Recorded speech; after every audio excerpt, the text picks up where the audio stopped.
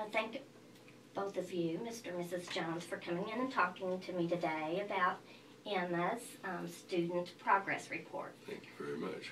I want to first tell you a little bit about the assessment.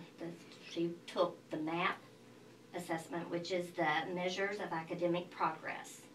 And this assessment is given throughout our district in the fall, the winter, and the spring every year. Our children at Catherine Wynn take the primary reading and math. This is an adaptive type assessment that is given on the computer. So every child will take a computerized test. And what I mean by adaptive is that the questions start out the same. For instance, in Emma's case, she's a first grade student, so the first couple questions start out as like a typical first grade question would be. Okay. Right. And then it adapts to Emma's individual needs. And it adapts to her level. So as she's answering the questions get harder, okay? Right. And it continues that way. The questions continue. We'll keep getting more difficult until Emma answers 50% of the questions correct.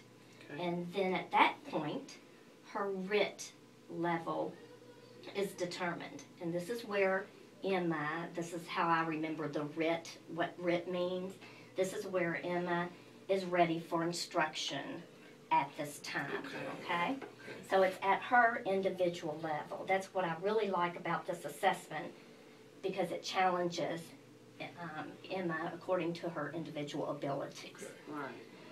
So as a parent, you'll see what her instructional level really is and should be.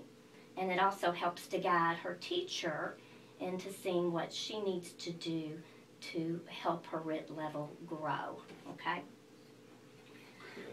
I like to think of the MAP assessment like a growth chart.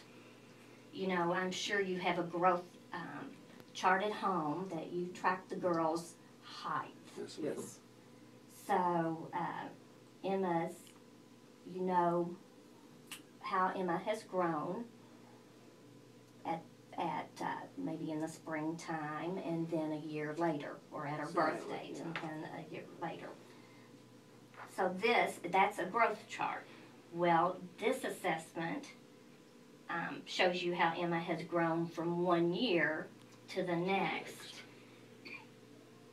with this math assessment. So it shows how she has grown in reading and math. So it's the same type of thing as a growth chart. So we're going to take today a look at the student progress report. And this report is going to be sent to all parents in our school in the next week or so.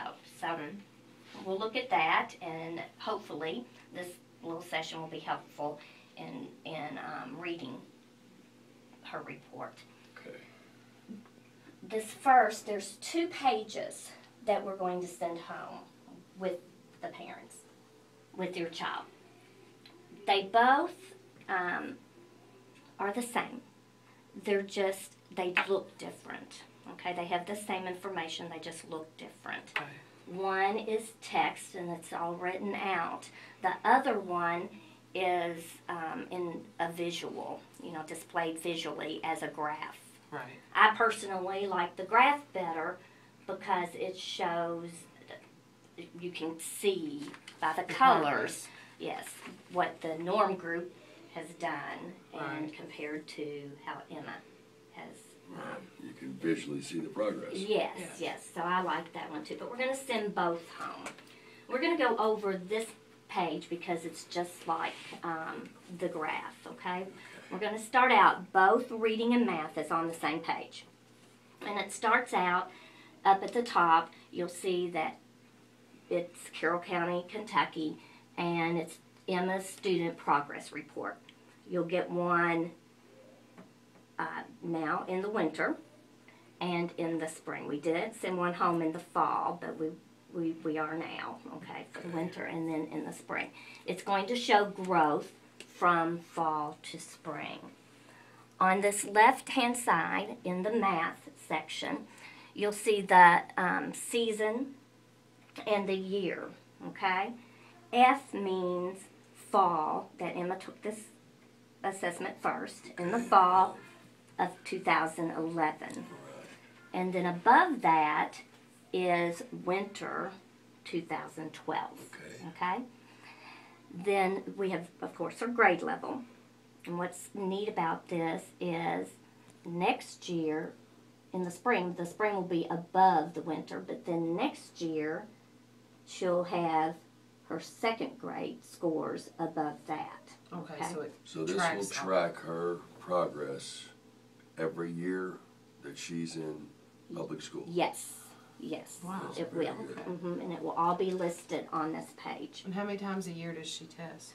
3 times. She'll times take it in the fall, around September-ish, and in the winter, and we gave it in January.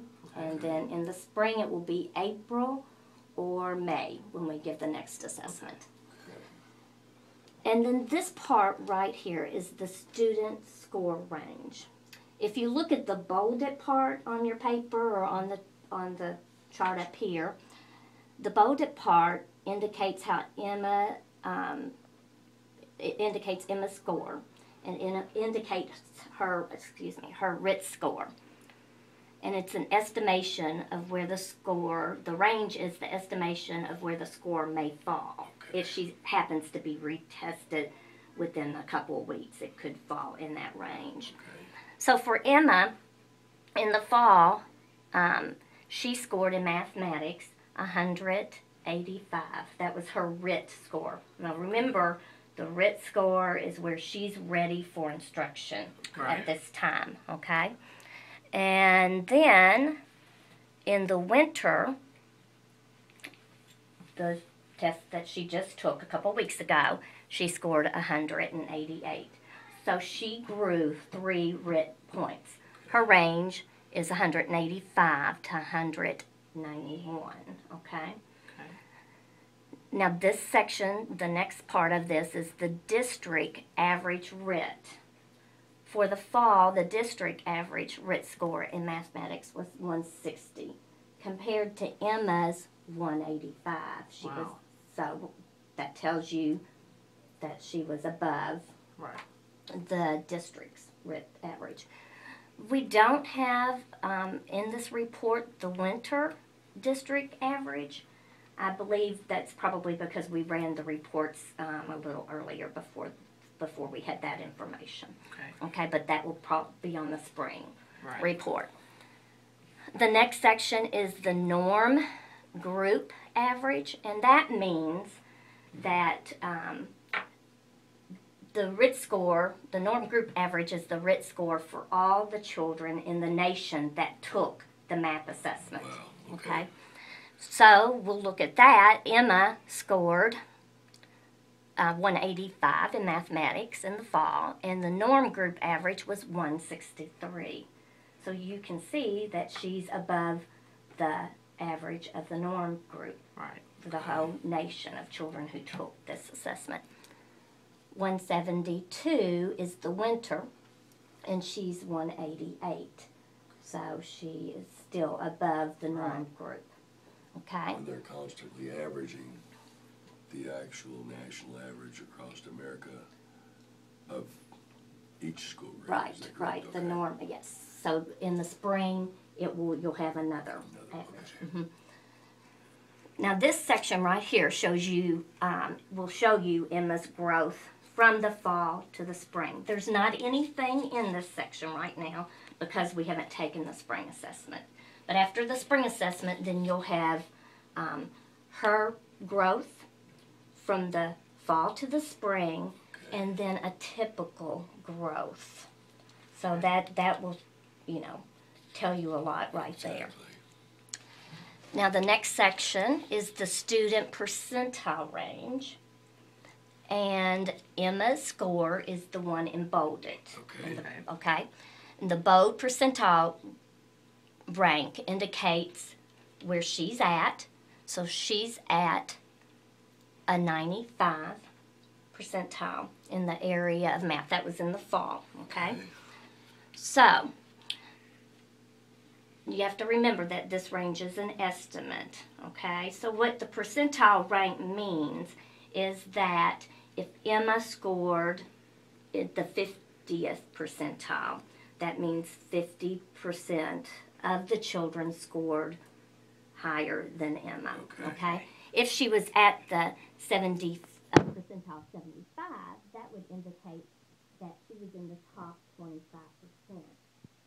Emma scored in the fall 95 in the 95th percentile, which means she was in the top 5%, okay, of the students in the nation that took this assessment. Oh, okay. That was the fall. 89%, she had a percentile of 89 in the winter. So 11, she was in the 11%. Yeah. Okay. Yeah. Right. The top 11% of all students in the nation. We won't go over the reading because it's just like the math, unless you want me to go over each of those sections. Do you think you've got that? Actually explained it well enough to where we can. Explanatory. Yeah, I believe parents will be able to. This is going to be helpful. Okay. It really will. Good, good. Now, we'll talk just briefly about the goals, the mathematical goals performance. Mm-hmm. For Emma, it gives every goal that Emma took, okay, on the assessment. She took problem solving, number sense, computation, measurement and geometry, statistics and probability, and algebra. And it tells you how she ranks across the nation, okay? So problem solving, she ranked in the average range. Number sense, high. Computation, high average. Measurement and geometry, high. Statistics and probability, high. And algebra, high. So you can tell by this the area that she might need to concentrate would be the problem solving area. So this will help her teacher as well as you as parents. Right. To know what to work with. Mm-hmm. If there may be, okay, that's. Right. Let's see. Okay. And if you need some activities to do, you get in touch with your teacher, or you can come and talk to Miss Wise or myself or Miss Smith. And I printed out to show you what the teacher will be looking, what her teacher will be looking at as far as problem solving goes. To help her with problems. Right, so she can move her RIT level up, okay? So she won't be doing problem solving activities that typical first graders would do. We're going to push her up, okay, to get her to a higher RIT level. Okay, over here we have notes in case you, don't understand something. It explains it, a little deeper. Is there any other questions? And then you have your graph page. The graph is good. Okay. The graph actually, it makes it. You can actually see the progress. Yeah. Mm-hmm.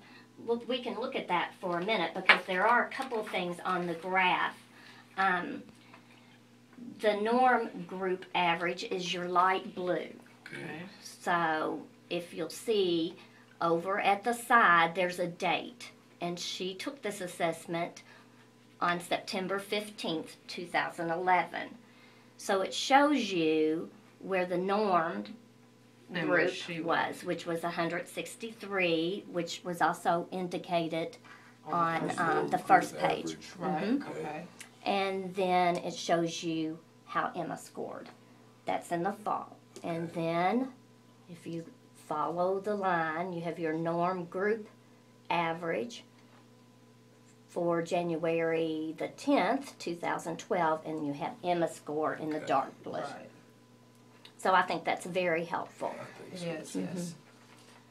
Okay. And this will be available on the website. This video will be available on our website, yes.